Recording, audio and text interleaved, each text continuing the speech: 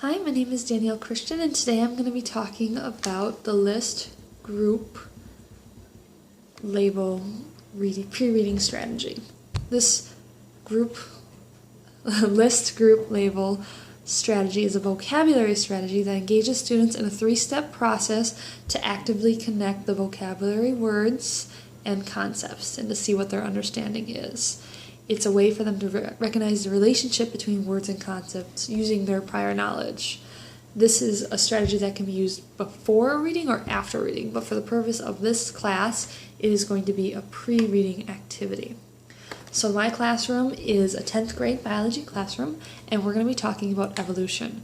So before going into today's lesson, I already selected a reading about evolution that I'm going to have my students do after they go through this activity. I have uploaded a sheet that is kind of a student example of the list group label activity. So the first column is the list column. That's where the students are gonna write everything down, and I have that kind of filled out already, and then the next column is the combining, and I already did some of that too. But anyways, so what I would do in the class is present the word evolution. I'd say, kids, brainstorm, think about it, write a list of any word you can think of that connects to evolution. A few of my examples include Darwin, the origin of species, adaptation, genes, a little bit about the controversies, so like church and things like that.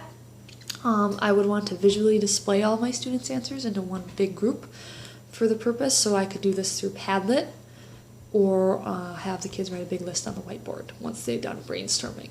And during this time, it's important to not critique the students on their answers, because this is just checking their prior knowledge.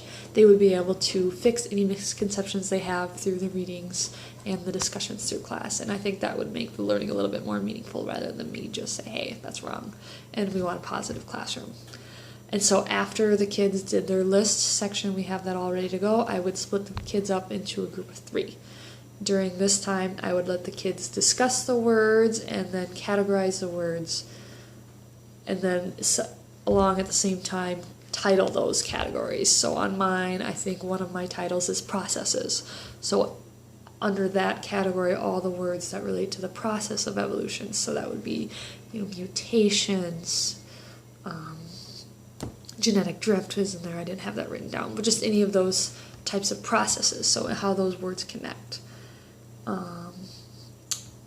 And the kids should also think about why they think that. They should discuss their reasoning methods. Although, since this is a pre-reading activity, they will, after this, complete the reading, and I would encourage the kids to look back at their list and everything after doing the reading to see what they've learned, see if there's any new words they missed, see if they need to recategorize things, see if there's any words that they had that actually don't belong on the list. And that would be a really good way for them to think about what they're doing and what they know.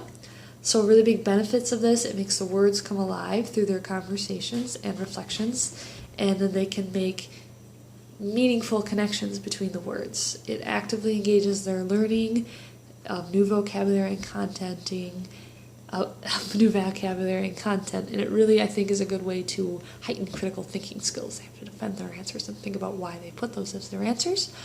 A con of this, I think students maybe wouldn't get a lot from it if they were very unfamiliar with the subject matter. They would kind of just sit there and zone out. So I think that's on the teacher to choose a topic that is very broad. Evolution, there's a lot of different facets to that. A lot of people are kind of aware, it's kind of a buzzword. Things like that. And if the kids aren't prepared, maybe have them do a short little reading beforehand and then do a more in-depth reading after would be an option too. And so with that, just check out my sheet. You don't really have to go through the reading if you don't want to for the purpose of this video.